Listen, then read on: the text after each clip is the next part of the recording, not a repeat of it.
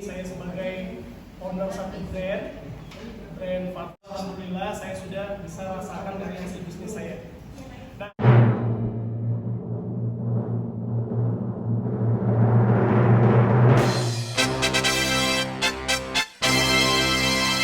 Assalamualaikum warahmatullahi wabarakatuh.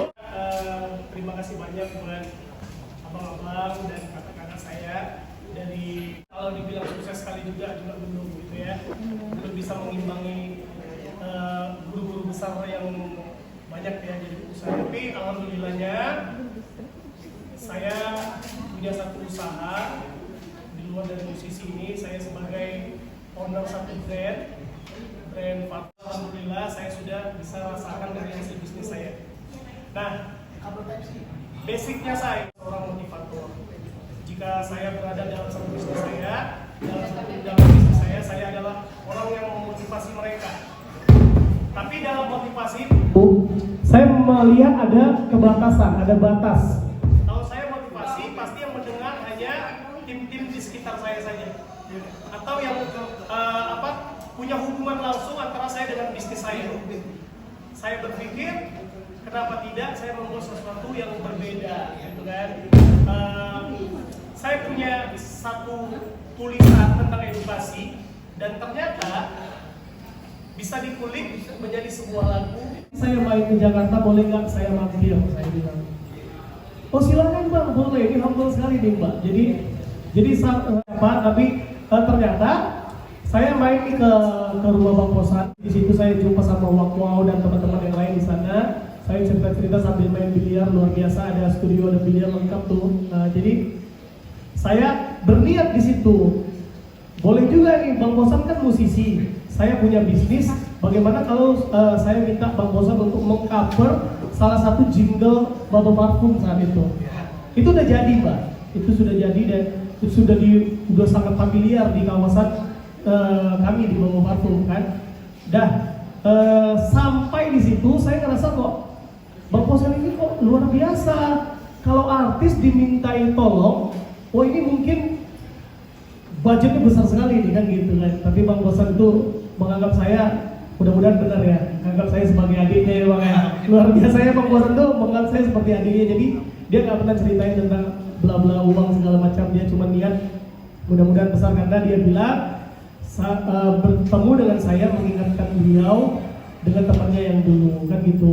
Jadi oke, Bang Posan, mudah-mudahan kita bisa berhubungan panjang kan seperti itu. Jadi saya berangkat saat itu kunjungan ke Kota Batam. Di Kota Batam saya bikin video sedang nyanyi karaokean di sebuah kafe. Bang Posan ke DM saya, Bang, suaranya enak juga Bang. Abang punya karya nggak? Gitu kan. Karya apa nih Bang? Karya tulis gitu. Aku kirimlah karya tulis yang hebat tadi ini. Aku kirim sama Bang Posan.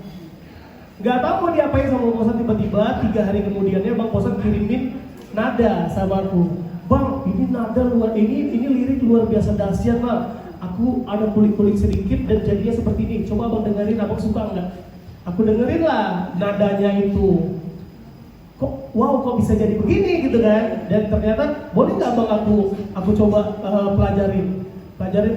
Bang, gimana kalau kita seriusin gitu katanya. Ya aku langsung berpikir seperti yang aku bilang tadi nih Mbak. Aku punya bisnis. Edukasi itu nggak bisa didengar sama semua kalangan, tapi dengan musik mungkin bisa diterima dengan semuanya. Inilah jalan utamanya. Saya bilang ini harus diciptain, ini harus jadi nih. Dan ternyata Bang Posan yang begitu banyak jadwal terbangnya, bahkan saya lihat di story, dia apa segala macam banyak sekali, tapi dia nggak pernah yang namanya kalau bahasa saya di Medan ecek-ecek gitu ya. Maksudnya nggak pernah menganggap ini sepele gitu. Jadi saya yang di Medan, dia betul-betul serius buat mengcover ini lagu untuk saya. Jadi karya saya itu di tangan seorang komposer.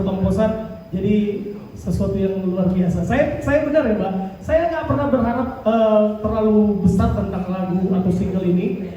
Tapi setelah ini jadi, saya yakin orang pasti akan suka. Namanya Mika, usianya masih sekitar 5 tahun, masih kecil lah saya bilang ya.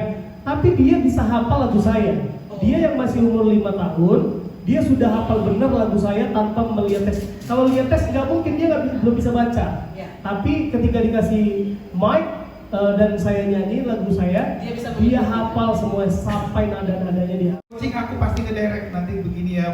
Ternyata puji Tuhan, ternyata Bang Jimmy bisa ya untuk bertemu. Kalau aku pribadi untuk pertemuanku dengan Jimmy ya, Bang Jimmy, pertemuan yang menurut aku bukan sekedar kayak pertemuan biasa sih, lebih ke kayak gimana ya, aku kan orang Medan, jadi adalah rasa anak Medan itu, aku pingin deh mengorbitkan salah satu pemuda Medan nih gitu.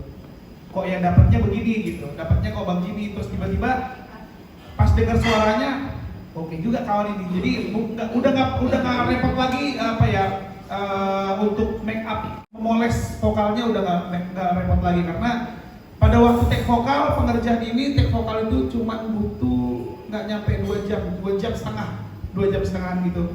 Di studio di Medan, aku datang ke sana, terus habis itu selesai, terus sesingkat itu kita bikin video klip karena mumpung lagi di Medan vibe-nya kan. Akhirnya video klip itu selesai, aku juga nggak tahu deh kok bisa semulus itu gitu kita menjalankan satu karya ini, karena kan di dalam aku selalu bermotivasi kan kayak gini, aku harus mencetak sejarah untuk diriku sendiri, intinya kan kayak gitu kan. Artinya apa yang aku mau lakukan ini, intinya aku mau melakukan sesuatu, berkarya yang positif untuk diriku sendiri, dan akhirnya dengan karya-karya yang aku bikin ini, aku ketemu dengan Bang Jimmy dan akhirnya kami bisa berkolaborasi untuk mengeluarkan satu karya yang judulnya Hebat. Nah, lagu Hebat ini, Mbak, agak antik sih, jujur agak antik. Aku excited banget waktu bikin ini. Lagu ini tuh biasanya aku bikin lagu tentang kalau nggak cinta, kalau nggak patah hati, kalau nggak ditinggal pacar, kalau nggak ngomongin mantan, kalau nggak lagu galau, kalau nggak apalah kayak gitu-gitu. Nah, ini agak antik. Jujur aku belum pernah bikin karya yang seperti ini. Ini lagunya itu jujur aja aku waktu bikin ini di studio rekaman, gue juga merinding sendiri karena belum pernah melakukan karya yang seperti ini. Judul lagu ini Hebat. Jadi ketika kita mendengarkan lagu ini kan intuisi. Jadi ketika kita mendengarkan lagu ini tuh kayak membawa ke suasana kita tuh lebih semangat lagi di dalam berkarya, di dalam mencari, mungkin yang sudah memang udah dewasa dalam mencari uang, yang anak kecil mau itu di band sebelumnya, mau di The Winner, belum pernah, mau di artis-artis yang lain yang aku belum pernah bikin lirik yang bisa jadi anthem atau bisa yang dengar itu bisa lebih semangat gitu. Jadi begitu dengar lagu ini tuh kita kayak membuat positive vibe kepada pendengar. Intinya kan gitu ya.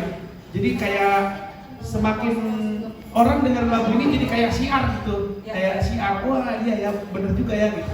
Nanti boleh teman-teman dengerin, semoga nanti suka ya.